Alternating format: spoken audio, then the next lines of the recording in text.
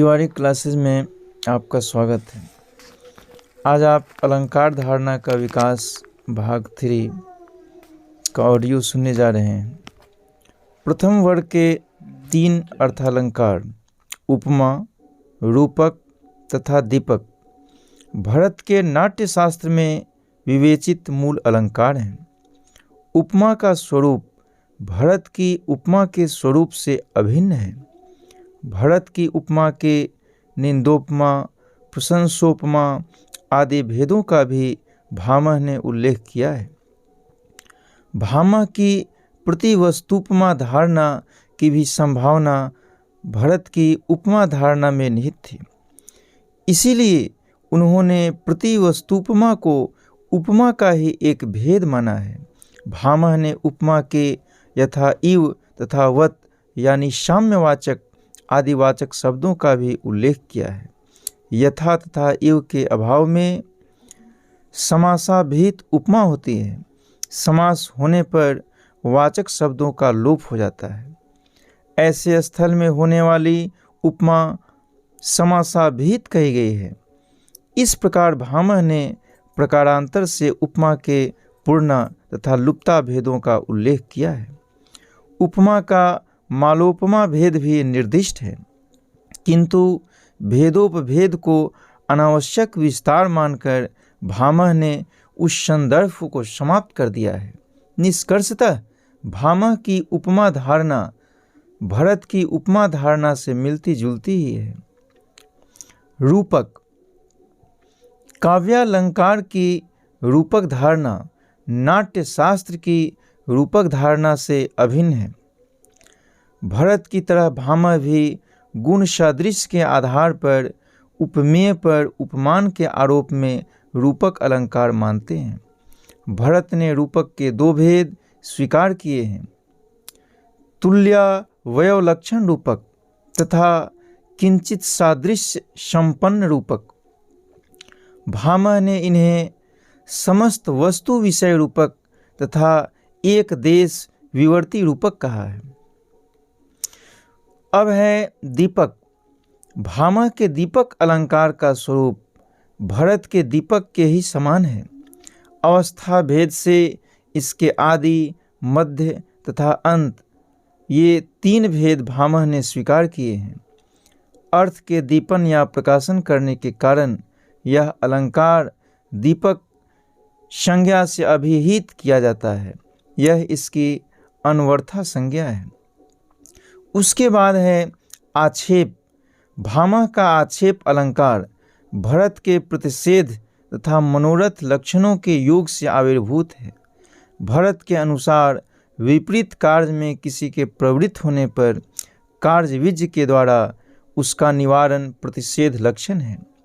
जहाँ अन्य वस्तु का वर्णन करते हुए कवि श्लिष्ट रूप में अपने हृदय के भाव को प्रकट करता है, वहाँ भरत मनोरथ लक्षण मानते हैं।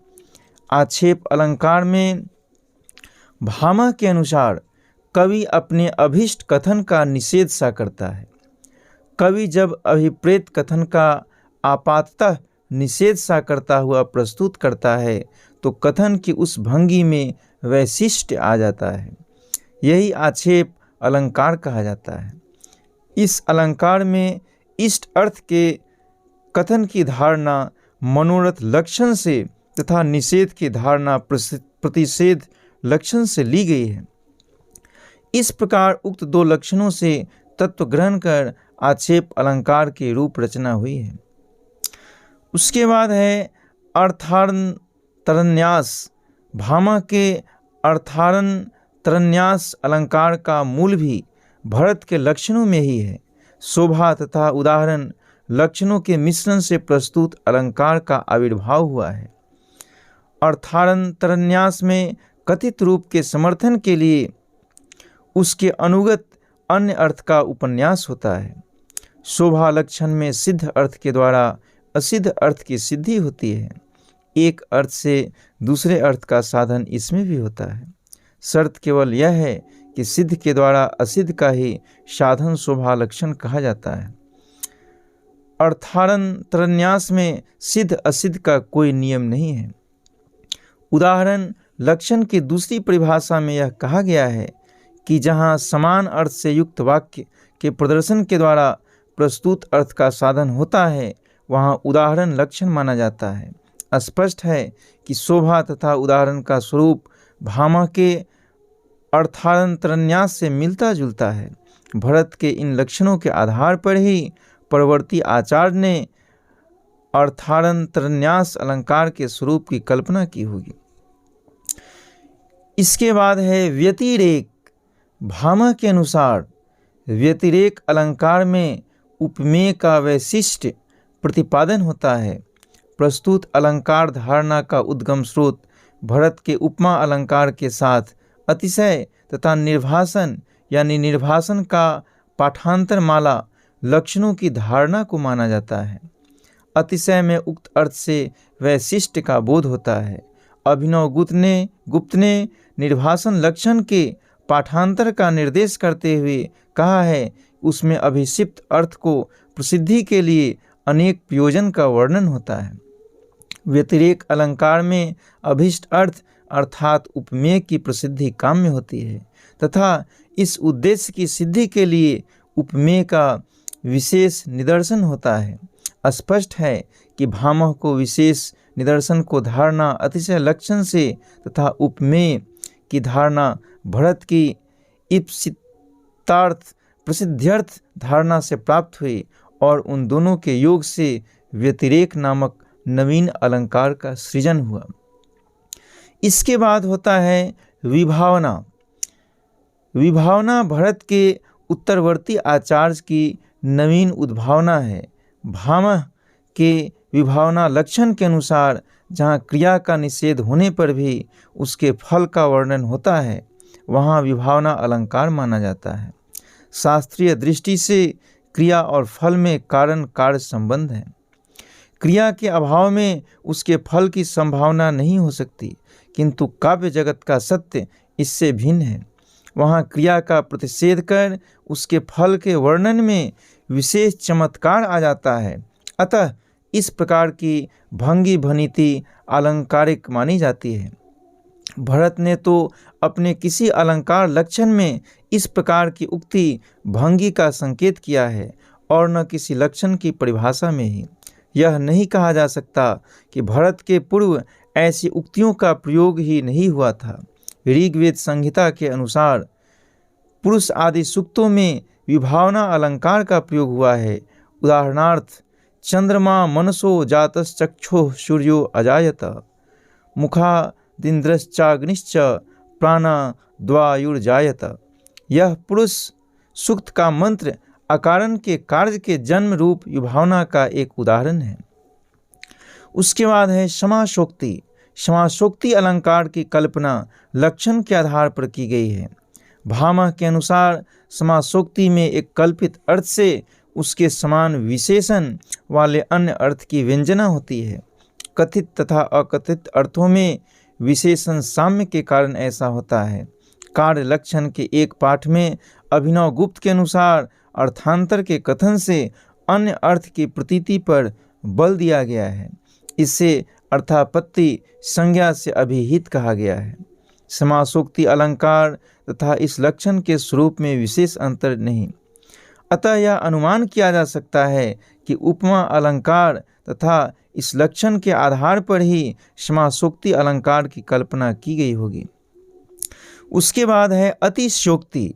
अभिनव गुप्त ने अभिनव भारती में अपने आचार्य के मत की ओर निर्देश करते हुए यह कहा है कि भरत के अलंकार में अतिशय नामक लक्षण के योग से अतियोक्ति नामक नवीन अलंकार की सृष्टि हुई है।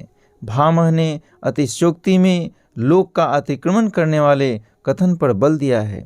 भरत ने भी अतिशय में इससे मिलती जुलती धारणा व्यक्त की थी। अतिशय में उक्त अर्थ से विशेष के बोध पर बल दिया गया था। स्पष्ट है कि भरत की अतिशय लक्षण धारणा तथा उनकी रूपक अलंकार धारणा को मिलाकर अतिशयोक्ति अलंकार की सर्जना हुई। यथासंख्य अलंकार में कथन की जिस विशेष भंगी पर बल दिया गया है उसे भरत ने अपने नाट्य शास्त्र में कहीं परिभाषित नहीं किया है। इस अलंकार में पहले जिस क्रिया में अर्थों का उपस्थापन होता है उसी क्रम में उनका अनुकथन होता है। वर्णित अर्थों का यथाक्रम अनुनिर्देश वस्तुतः उक्ति की सुंदर भंगी है जो भरत के द्वारा अनिर्दिष्ट रह गई थी। अतः यथासंख्य अलंकार की उद्भावना का श्रेय भामह को प्राप्त है। उसके बाद का अलंकार है उत्प्रेक्षा। भामह के अनुसार जहाँ सादृश्य अविवक्षित हो पर उपमा का थोड़ा पुट हो, वर्ण में वस्तुतः न रहने वाले गुण या क्रिया का योग बताया जाए और जिसमें अतिशय का योग हो, उसे उत्प्रेक्षा अलंकार कहते हैं। भरत ने उत्प्रेक्षा अलंकार का उल्लेख नहीं किया है, किंतु वे उस उक्ति भंगी से अनभिज्ञ नहीं थे जिसमें परवर्ती आचार्यों ने उत्प्रेक्षा अलंकार स्वीकार किया है। भरत की व्यापक उपमा धारणा से पृथक उत्प्रेक्षा अलंकार की कल्पना आवश्यक नहीं थी। उनकी उपमा के कल्पित भेद में ही परवर्ती आचार्यों की उत्प्रेक्षा अंतर्भुक्त थी। उत्प्रेक्षा में उपमान कल्पित होता है। भरत ने यही धारणा कल्पितोपमा के संबंध में व्यक्त की है। यह उत्प्रेक्षा के आविर्भाव का श्रेय कल्पितोपमा की कल्पना करने वाले भरत को ही मिलना चाहिए। उसके बाद का अलंकार है स्वभावोक्ति। भामह ने स्वभावोक्ति का उल्लेख करते हुए कहा है कि कुछ लोग इसे अलंकार मानते हैं। उन्होंने स्वयं इसके अलंकारत्व का न खंडन किया है न मंडन। वक्रोक्तिवादी होने के कारण उन्होंने काव्य में स्वभावोक्ति अलंकार को विशेष महत्व नहीं दिया है। स्वभावोक्ति की परिभाषा में उन्होंने कहा है कि इसमें किसी अर्थ का अवस्थानुरूप वर्णन होता है। वस्तु स्वभाव के यथारूप वर्णन के कारण ही इसे स्वभावोक्ति कहा जाता है। स्वभावोक्ति का अलंकार के रूप में निर्देश सर्वप्रथम भामह की पुस्तक में ही हुआ है। भरत ने इस स्वभावोक्ति अलंकार से मिलती जुलती धारणा अर्थ व्यक्ति गुण की परिभाषा में व्यक्त की है। उन्होंने उक्त गुण में लोक प्रसिद्ध अर्थ के स्फुट वर्णन पर बल दिया है। संभव है कि भरत की इस गुण धारणा ने ही पीछे चलकर स्वभावोक्ति अलंकार की धारणा को जन्म दिया हो। उसके बाद का अलंकार है प्रेय। काव्यालंकार में प्रेय अलंकार की परिभाषा नहीं दी गई है। भामह के द्वारा दिए गए प्रेय के उदाहरण के आधार पर उनकी एत द्विषयक मान्यता का निर्धारण किया जा सकता है। इसके उदाहरण में कृष्ण के प्रति विदुर का कथन वर्णित है। अपने घर आए हुए कृष्ण से विदुर ने कहा कि हे गोविंद, आज आपके आने से मुझे जैसा आनंद हुआ है ऐसा आनंद फिर कभी आपके आने से ही हो सकेगा। स्पष्ट है कि किसी के प्रति प्रिय कथन में प्रिय अलंकार स्वीकार किया गया है। अभिनव गुप्त ने भरत के प्रोत्साहन लक्षण की व्याख्या के क्रम में यह निर्देश किया है कि इसका पाठांतर प्रियवचन संज्ञा से उपलब्ध है। प्रियवचन का जो लक्षण अभिनव भारती में उद्धृत है उससे प्रिय अलंकार तथा प्रियवचन लक्षण का स्वरूप अभिन्न सिद्ध होता है। पूज्य व्यक्तियों की पूजा के लिए हर्ष प्रकाशनार्थ जहाँ प्रसन्नचित्त से वचन प्रयुक्त होते हैं वहाँ प्रयोक्ति नामक लक्षण माना गया है। इससे स्पष्ट है कि प्रिय अलंकार की धारणा प्रयोक्ति लक्षण धारणा से भिन्न नहीं है। उसके बाद का अलंकार है रसवत। रसवत अलंकार की कल्पना सर्वप्रथम भामह ने की है। इसका आधार भरत की रस धारणा है। भरत रसवादी आचार्य थे। उन्होंने नाट्य प्रयोग में रस को प्रधान माना है। रस के अभाव में नाट्य का कोई भी प्रयोग व्यर्थ है। अतः वाचिक अभिनव के अंग गुण अलंकार आदि भरत की दृष्टि में रस के सहायक मात्र हैं। दूसरी ओर भामह अलंकारवादी थे, इसीलिए उन्होंने रस को भी अलंकार की सीमा में ही समाहित कर लिया। रस को अलंकार का एक अंग मात्र बना दिया। उसके बाद का अलंकार है ऊर्जस्वी। भामह ने इस अलंकार का लक्षण नहीं देकर केवल उदाहरण दिया है। ओजस्वी उक्ति में यह अलंकार माना गया है। उक्तिगत इस ऊर्जस्विता का संबंध हृदय के उत्साह आदि दीप्त भावों से माना जा सकता है। भरत ने भावगत ओजस्विता का वर्णन रस संदर्भ में अस्थायी भावों के विवेचन क्रम में किया है। भरत की भाव विषयक इस मान्यता से प्रस्तुत अलंकार अनुप्राणित है। उसके बाद का अलंकार है पर्यायुक्त, जहाँ कवि अपना विवक्षित अर्थ भग्यंतर से यानी घुमा फिरा कर दूसरे प्रकार से प्रस्तुत करता है, वहाँ भामह के अनुसार पर्यायुक्त अलंकार होता है।